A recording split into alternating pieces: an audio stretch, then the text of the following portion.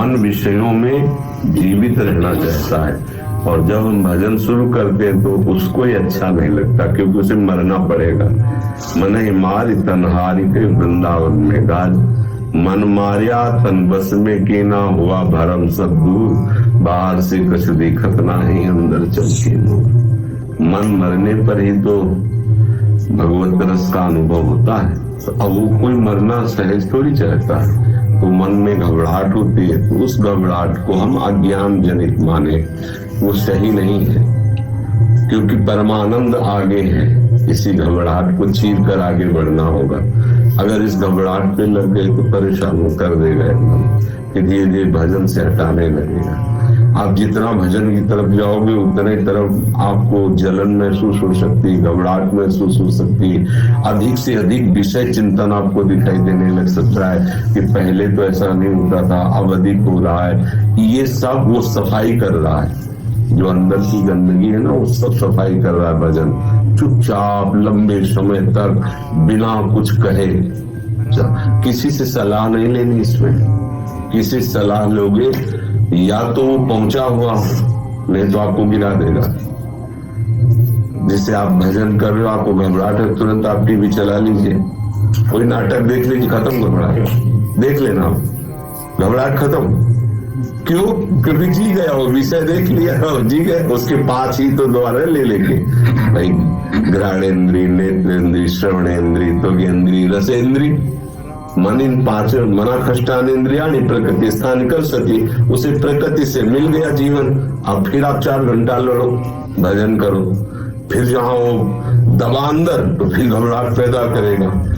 अब क्या करते हैं कुछ लोग जो जानते नहीं, तो वो विषय सेवन करते रहते हैं, तब तो उनको लगता है। तो ये हुआ बैलेंस बना के चलना। भक्ति में बैलेंस नहीं बनता, इसमें बैलेंस बिगाड़ना पड़ता है। अकेला है, इसको आसान, जितना घबराहट पैदा करे उतने और टाइट होते जाओ, और टाइट होते जाओ। एक दिन यही मन आपको निहाल कर देगा, आपको लगेगा हाँ, जिसे आज विषय चिंतन जबरदस्ती करता है ना, ऐसे भगवत चिंतन जबरदस्ती करेगा। आपके सामने विषय भोग सामग्री सब होगी, पर आपका मन राजी नहीं होगा। उस समय भी विषय सेवन करते हुए भी आप अंदर से हरि हरि हरि पुकारोगे, राधा राधा राधा पुकारोगे, वो स्थिति आ जाती है। हो गया काम। अब कोई विषय तुम्हें बांध नहीं सकता, जब प्रभु से अपनापन होकर उनका चिंतन करेगा। इसलिए धैर्य पूर्वक चलते रहो। घबराहट तो ये मन की है, और इसको घबराना ही चाहिए। इसलिए बहुत दुर्गति की हमारी। अब फंसा है आके समर्थ गुरु, समर्थ नाम, मंद प्रभु, इनकी घेरे में फंस गया। इसलिए घबरा रहे लो, फंस गया लो, बहुत वीर बनता था, घबरा रहे लो।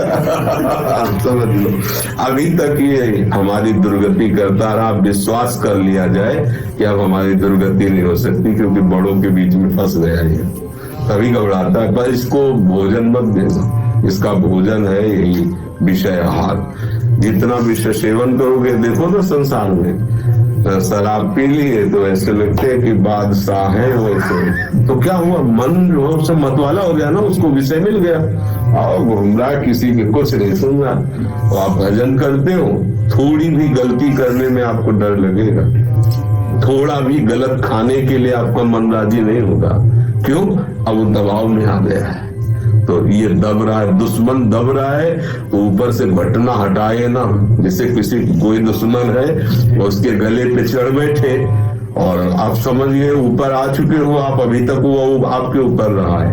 अब गुरु कृपा से, गुरु मंत्र की कृपा से, नाम की कृपा से धीरे धीरे आप उस पर दबाव डाल रहे हो, हटना नहीं। उसको ऐसा दबाव डालो कि उसे मार ही डालो, अमना हो जाए। मन को मार देने का मतलब अमना, अब कुछ इच्छा नहीं रहेगी। यही है स्थिति, न कोई दुख, न कोई सुख, न कोई लाभ, न हानि, परमानंद ही रस में डूबा हुआ है। इसी के लिए तो भक्ति की है, पर लोग समझ नहीं पाते ना, सत्संग नहीं मिल पाता।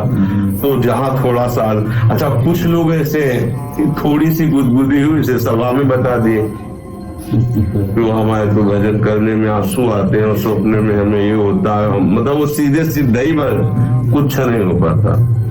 जो कुछ कभी थोड़ा कृपा से हुआ भी शरणागति के प्रभाव से, वो सब गायब। अब फिर वो विषयों में भटकते हैं।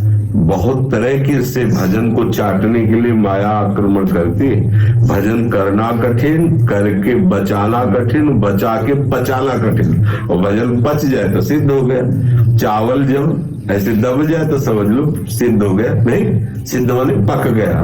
तो वो परिपक्व भजन तभी माना जाता है जब अहम शून्य जीवन हो जाए, दैन्य जीवन, निर्विकार जीवन, दुख सुख से परे जीवन।